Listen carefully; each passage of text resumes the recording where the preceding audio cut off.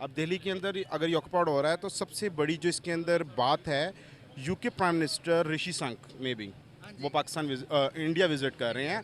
और उसकी जो दो तीन पॉइंट ऑफ व्यूज़ आए हैं मीडिया के ऊपर, वो ये हैं कि वो अपनी नेशन को, अपनी कंट्री को, अपने रिलीजियस को बड़ी आसानी से दुनिया में प्रमोट कर रहा है। आ सकते हैं। अभी फ़िलहाल तो फ्रांस में भी बैन लग गया इस पे, हिजाब पर, और मुसलमानों पे, जो मुस्लिम्स हैं उन पे काफ़ी सैंक्शन लग रहे हैं सर। ये इसी वजह। नमस्ते दोस्तों, आप सभी का स्वागत है आप सभी का भाई हिंदुस्तानी भाई के यूट्यूब चैनल में। तो दोस्तों, ब्रिटेन का प्रधानमंत्री Rishi Sunak first time India आया है G20 समिट के लिए। ये इंडिया आके उन्होंने जो बोला है ना, I love Hindustan, I am proud, I am Hindu, मैं हिंदू हूँ, मैं सनातनी हूँ, मैं हिंदुस्तान से बहुत प्यार करता हूँ। ये सुन के पाकिस्तान के पब्लिक जो सोच रहा है ना, आप लोग सुनिएगा तो आप लोग का भी दिमाग हिल जाएगा, क्योंकि वो ब्रिटेन का प्रधानमंत्री है, फर्स्ट टाइम हिंदुस्तान आया है और वो ऐसा बात बोल रहा है, हिंदुस्तान से हम बहुत प्यार करते हैं, हिंदू से बहुत प्यार करते हैं क्योंकि मैं हिंदू हूँ। ये सुन के पाकिस्तान के पब्लिक बौखला गया है, क्योंकि उसका काम तो ऐसा ही है ना। बांग्लादेश को बुलाया गया है, बांग्लादेश के प्रधानमंत्री आया है, लेकिन पाकिस्तान को बुलाया नहीं, हिंदुस्तान ने पाकिस्तान को बुलाया नहीं। इसलिए तो भड़क जाना ये तो होता ही है, क्योंकि उसका काम ही तो ऐसा है। वो तो G20 समिट में है ही नहीं, उसका नाम ही नहीं है, तो उसको बुलाएगा क्यों? ये तो उसका दिमाग में रहना चाहिए। उसका हरकत बहुत बुरा हरकत होता है, इसलिए उन लोगों को बुलाया नहीं। वो आते तो कुछ ना कुछ गलत काम कर ही देते, इसलिए बुलाया नहीं गया। चलिए देखते हैं ऋषि सुनक के बारे में पाकिस्तान के पब्लिक का सोच कैसा है। चलिए देखते हैं। अस्सलाम वालेकुम, this is Muzammil Qureshi here and you are on my channel daily swag. आज की इस वीडियो के अंदर एक बहुत बड़ी न्यूज़ निकल कर आ रही है गाइस G20 के समिट के अंदर से। गाइस G20 के समिट के बारे में बताता चलूँ तो गाइस उसके अंदर first time Rishi Sunak UK के प्राइम मिनिस्टर भी पधार रहे हैं, यूके के प्राइम मिनिस्टर भी आए हुए हैं। गाइस यूके के प्राइम मिनिस्टर साफ साफ अल्फाज में कहते हैं I love India, I love my culture. कह रहे हैं कि I love my religion present करते हुए नजर आ रहे हैं। किस तरह से वो इंडिया की तारीफ करते हुए नजर आ रहे हैं, किस तरह से वो अपने कल्चर की तारीफ करते हुए नजर आ रहे हैं। आप देख सकते हैं कि हमारे भी कंट्री के बहुत सारे लोग आउट ऑफ कंट्री रहते हैं, लेकिन वो इस तरह से अपने मुल्क को, अपने रिलीजन को और अपने कल्चर को प्रमोट करते हुए नजर नहीं आते। पाकिस्तानी पब्लिक के पास जाऊँगा, उनसे पूछूंगा कि ऋषि सुनक से हमें क्या सीखने को मिलता और पाकिस्तानी पब्लिक इस बारे में क्या अपनी राय देती है। आइए मिलकर जानते हैं। वालेकुम सलाम। कैसे हैं आप? अल्हम्दुलिल्लाह। नाम आपका? अली। क्या करते हैं? मैं फ्यूमिगेटर हूँ, फ्यूमिगेशन सर्विसेज प्रोवाइड करता हूँ। माशाल्लाह ज़बरदस्त हो गया। भाईजान, बात करने का पर्पस ये है कि हमारे पड़ोसी मुल्क के अंदर G20 समिट हो रहा है इस टाइम। जिस समिट के बारे में आपको थोड़ी बहुत इन्फॉर्मेशन तो होगी, उस समिट के बाद मेन टॉपिक के बाद में करते हैं। पहले तो बताइएगा कि फ़ायदे क्या होंगे आने वाले टाइम के अंदर हिंदुस्तान को, हिंदुस्तान की इमेज का क्या होगा आने वाले टाइम के अंदर, कितना प्रमोट कर रहे हैं वो अपने नेशन को, और इससे क्या बेनिफिट्स हो सकते हैं। फ़र्स्ट ऑफ ऑल मैं बताता चलूँ कि G20 summit first time India के अंदर हो रहा है। इससे पहले तो यूरोपीय यूनियंस और उस डिफरेंट कंट्रीज़ में होता रहा है, बट राइट नाउ इंडिया की एक बहुत बड़ी अचीवमेंट है इस समिट को अपनी कंट्री में हेल्ड कराना और दिल्ली को इसके लिए ऑक्यूपाई करना। अब दिल्ली के अंदर अगर ये ऑक्यूपाइड हो रहा है तो सबसे बड़ी जो इसके अंदर बात है, UK prime minister Rishi Sunak में भी वो इंडिया विजिट कर रहे हैं। और उसकी जो दो तीन पॉइंट ऑफ व्यूज़ आए हैं मीडिया के ऊपर, वो ये हैं कि वो अपनी नेशन को, अपनी कंट्री को, अपने रिलीजियस को बड़ी आसानी से दुनिया में प्रमोट कर रहा है। और वो प्रमोट कर रहा है और एक ऐसा इमेज इंडियन नेशन का दुनिया के सामने दे रहा है कि हम एक मेहनती, पढ़ी लिखी और बिजनेसमैन कौम है। अगर हम दुनिया में बड़ी ताकतों के साथ मिलकर चलते हैं तो हम दुनिया की 80% से 70% ह्यूमन रिसोर्सेज को कंप्लीट कर सकते हैं। एक्चुअल पर्पस ही ये है उस बंदे का। अगर आप इस चीज़ को उठा के देखते हैं तो दुनिया के अंदर जितने बड़े इस टाइम आईटी सेक्टर के अंदर डिपार्टमेंट्स हैं, like Microsoft, Google and Twitter, उनके चेयरपर्सन्स, उनके जो बड़े बड़े बानीज़ हैं, सीईओज़ हैं, वो इंडियंस पाए गए हैं। अब एट द अदर एंड अगर हम देखते हैं तो एज अ पाकिस्तानी मैं इस चीज़ को बहुत ज़्यादा फील करता हूँ कि लंदन के मेयर जो सादिक खान है, शायद पाकिस्तानी है, एज अ पाकिस्तानी वो पाकिस्तान को किसी जगह पे प्रमोट करने में नज़र नहीं आए। दूसरी बात ये, हम अपने लीडर्स को यहाँ पे देखें तो हमारे लीडर्स की क्वालिफिकेशंस और हमारे लीडर की जो बातें हैं वो सिर्फ हमारे जलसों तक हैं। लाइक आप देखें कि इमरान खान ने सादिक खान के अगेंस्ट जमाइमा गोल्डस्मिथ के भाई को सपोर्ट किया। ही इज़ अ ज्यूइश को सपोर्ट कर रहा है एक मुसलमान लीडर, और हम उसे यहाँ पे एक इतना बड़ा लीडर मानते हैं कि जिसकी कोई अहमियत का अंदाज़ा ही नहीं कर सकते कि वो भगवान है यहाँ के पाकिस्तानियों के लिए।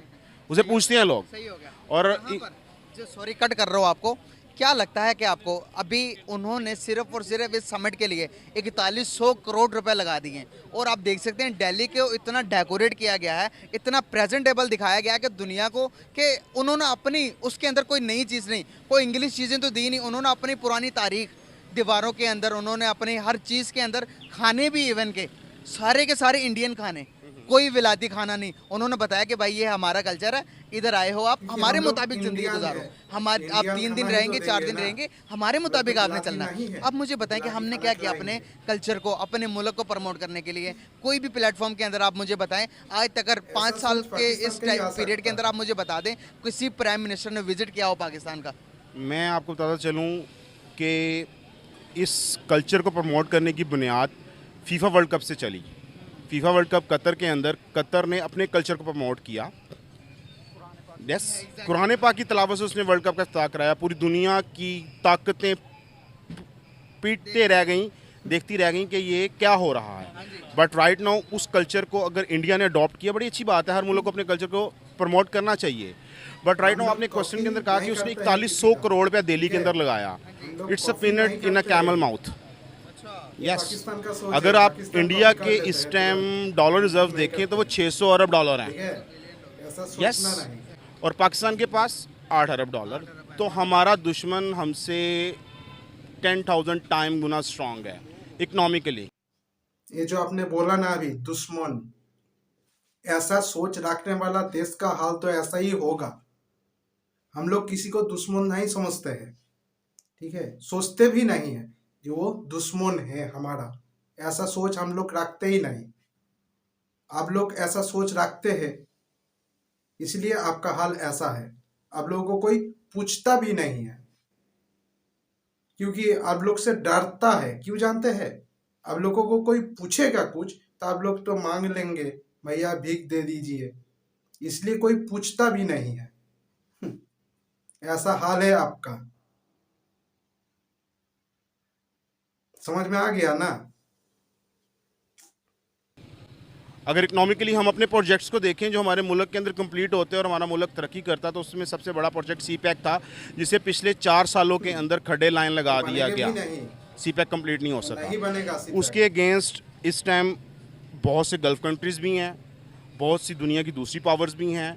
बट राइट नाउ मेरी अपने हुक्मरानों से और अपने आला अहदेदारों से रिक्वेस्ट है कि पाकिस्तान की इकोनॉमिकल क्राइसिस से निकलने के लिए उन प्रोजेक्ट्स को जो दुनिया ने हम पे बेट किए हुए हैं उन्हें कंप्लीट किया जाए। चंद्रयान पे तो बड़ी दूर की बात है, चंद्रयान एक साइकोलॉजिकल अचीवमेंट है उनके लिए। उसके लिए बहुत से दूसरे रास्ते हैं। आईटी डिपार्टमेंट के अंदर उनकी आईटी प्रमोट होगी, पूरी दुनिया उनकी आईटी परचेज करेगा। वो एक उन्होंने नया रास्ता खोल लिया अपने लिए। बट राइट नाउ हमें अब as a nation, as a कौम बहुत ज़्यादा स्ट्रगल, मेहनत की ज़रूरत है कि हम डॉलर्स की इन्वेस्टमेंट आई है जब पता लगा कि चंद्रयान भाई लैंड कर गया। अब मुझे बताएं कि पाकिस्तानी अवाम कहते हैं क्या फ़ायदा क्या चंद्रयान चांद पर जाने का, पहले ज़मीन को तो ठीक करो। उनको पता ही नहीं है स्ट्रेटजी क्या है, अगले बंदे की थिंकिंग क्या है। वो आने वाले 100 सालों की सोच रहा है, हम तो यहाँ पर अगले पल की रोटी की सोच रहे हैं कि निवाला मिल जाए, आज का गुजारा हो जाए। हम तो ये सोचे तो अपना ये हाल कर बैठे, वो आने वाले 100 साल 200 साल को प्लान कर रहा है। सर बेसिकली सबसे बड़ी जो इंडिया के अंदर इस अचीवमेंट की वजह है वो है स्टेबिलिटी। मोदी गवर्नमेंट 10 ईयर से काम कर रही है, और वो वाली अगर दोबारा आ भी जाती है तो नो इशू, नहीं भी आती नो इशू। लेकिन जो उनकी लॉन्ग टर्म पॉलिसीज़ हैं, उनकी आने वाली पिछली गवर्नमेंट्स या आने वाली नई गवर्नमेंट चेंज नहीं करती।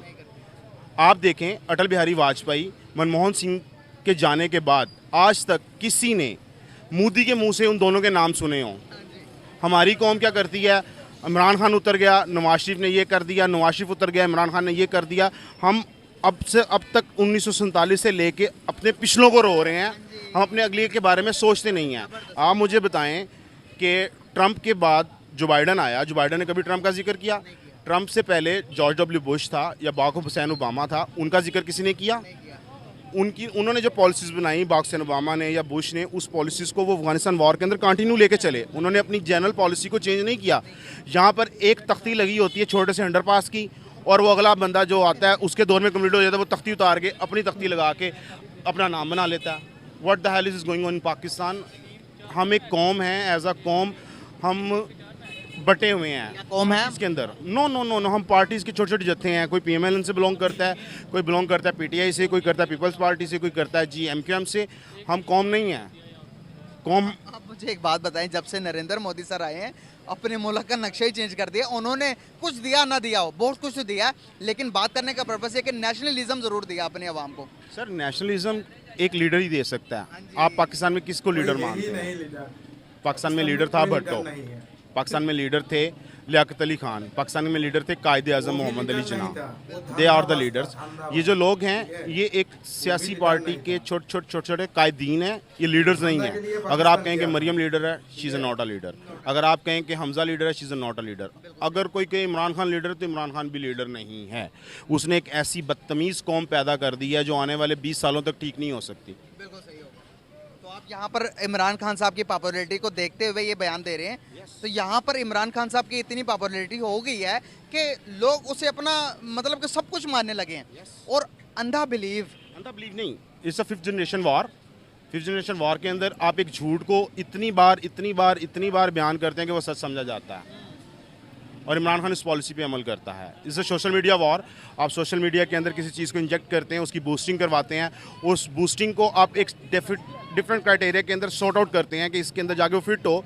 जब बार बार आप इस ऐड को देखेंगे ना कि सामने चौधरी इस बार है, चौधरी इस बार है, आप इस आइसक्रीम को खाएंगे। They are the war, fifth generation war. उनके पीछे कौन से लोगों के मफादात हैं, कौन से नहीं मफादात, वो एक अलग चीज़ें हैं। But right now India on the top in Asia. Topic पे वापस आता हूँ, India in the top of Asia. China ने अगर इनकार किया तो चाइना के ना जाने से जी समिट रुक तो नहीं गया, रशिया के ना आने से कोई फ़र्क तो नहीं पड़ा। जी समिट होगा, कंप्लीट होगा और वो बेनिफिट्स अवेल करेंगे। हम यहाँ पर तो एक छोटे से इवेंट नहीं करवा सके, यहाँ तक कि हम पाकिस्तान के अंदर एशिया कप नहीं करवा सके। हम कहाँ से लीडर्स हैं? बिल्कुल सही होगा। बहुत शुक्रिया यार, बहुत अच्छा लगा, बहुत अच्छी कन्वर्सेशन हुई हमारी। और गाइस जब एक इन्फॉर्मेशन जिसके पास हो, एक पढ़े लिखे बंदे से बात करो तो मज़ा आता है, फैक्ट्स पे बात होती है। तो भाई के साथ फैक्ट्स पे बात हुई है, बहुत ज़बरदस्त यार। Very nice talk with. वालेकुम अस्सलाम। कैसे हैं आप? अल्हम्दुलिल्लाह ठीक ठाक। नाम आपका? जी मेरा नाम सैयद ताहिर अली। अच्छा, क्या करते हैं आप?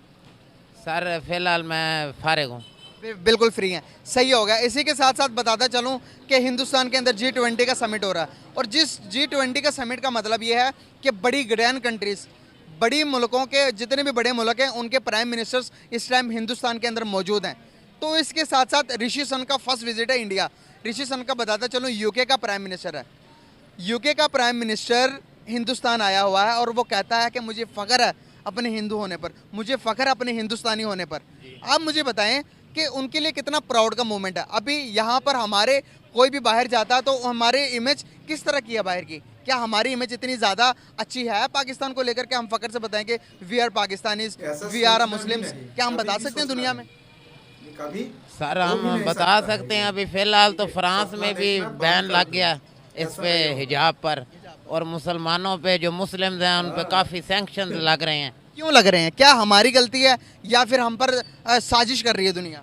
सर ये इसी वजह से हो रहा है कि वो लोग यही समझते हैं कि इस्लाम इज़ अ टेररिस्ट रिलीजन। एक नंबर जी, कंट्री ये जो 9/11 के बाद जो इस्लाम है, इस्लाम को उन्होंने बहुत बुरा उन्होंने चेहरा दिया हुआ है दुनिया के अंदर। जैसे ये स्वीडन के अंदर बेहुरमतियाँ हो रही हैं, पहले फ्रांस में हुई हैं, दूसरे मुल्कों में हुई हैं। तो ये चीज़ें जो हो रही हैं ये हमारे लिए मतलब वर्ल्ड वाइड जो है ये बेहतर नहीं है हमारे लिए। तो हमारा इमेज वाकई में ही हम टेररिस्ट हैं या हमारा इमेज इस तरह से शो किया गया? 9/11 के वाकया जो आपने बात की, तो क्या लगता है कि वो वाकया सही था जो हुआ या नहीं होना चाहिए था? सर वो वाकया जो है ये मुसलमानों ने जो जंगें की थी अंग्रेज़ों के साथ, उनका ये इंतकाम ले रहे हैं। जो स्पेन में और फ्रांस में जो सलाहुद्दीन अयूबी और इन्होंने हमले किए थे, उस दौर में, तो ये उनका कोई इंतकाम ले रहे हैं। अच्छा, मतलब बदला ले रहे हैं वो अभी बदला हमसे। ले रहे हैं, जी। आपको नहीं लगता कि 9/11 जो हुआ वो उसके पीछे उसामा बिन लादेन के सुरागात मिले, जो उन्होंने कहा कि प्रूफ मिले कि उसामा बिन लादेन इसमें ऐड था, मतलब कि इसमें हिस्सेदार था, जो भी काम किया उसामा बिन लादेन मास्टरमाइंड था। क्या लगता है कि आपको क्या था वाकई में, यह साजिश थी? सर, ये उसामा बिन लादेन कोई मुलव्वस नहीं था, ये सारी जी बुश एडमिनिस्ट्रेशन जो है, जो गैंग थी अमेरिका की न्यूयॉर्क की, यही मुलव्वस थी, ताकि अफगानिस्तान और इराक के तेल पे और उनके असासों पे कब्जा कर सके। सही के ऊपर आते हैं। G20 की मीटिंग जो हो रही है भारत में, ये भारत के लिए इमेज के लिए कितना ज़रूरी है और दुनिया के अंदर उनकी इमेज कैसी जाएगी इस G20 की मीटिंग के बाद? सर, आई थिंक ये दोबारा कोई मुसलमानों पे हमला करने की साजिश तैयार की जा रही है, और जिसका नाम उन्होंने G20 समिट का दिया। आपने कहा कि मुसलमानों पर हमला करने की बात आ रही है, तो उसमें तो 10 जो लीडर्स हैं वो मुसलमान को भी शामिल हैं, तो इसमें कौन सी बड़ी बात आ गई? वो मुसलमान मुल्क भी बीच में ही होते हैं ना। जिस टाइम इन्होंने अफगानिस्तान इराक पे हमला किया था, उर्दन भी इनके साथ था, ईरान भी साथ था। बहुत अच्छा सोच है तुम लोगों का, ठीक है।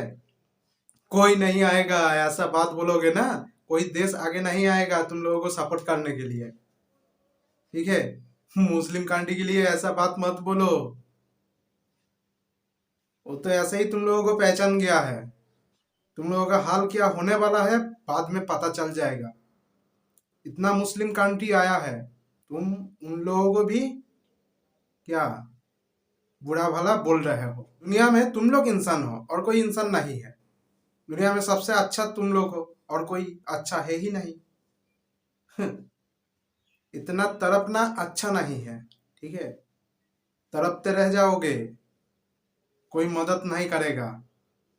IMF के जो डायरेक्टर है उनको देखा ना, हम लोग उनको नचाया और वो तुम लोगों को नचा रहा है। ये सोचना थोड़ा सा, ठीक है, थोड़ा सा सोचना। मैंने जो बोला, हिंदुस्तानियों ने डायरेक्टर को नचाया, IMF का जो डायरेक्टर है उनको नचा दिया, और वो लोग तुम लोगों को नचा रहा है और तुम लोग नाच रहे हो। समझ में आ रहा है ना, हम लोग कहाँ हैं और तुम लोग कहाँ हो। तुम लोगों को थोड़ा सा समझना चाहिए। बांग्लादेश को लेके आ गया हिंदुस्तान, जो बाइडेन के साथ सेल्फी भी ले लिया बांग्लादेश के प्रधानमंत्री।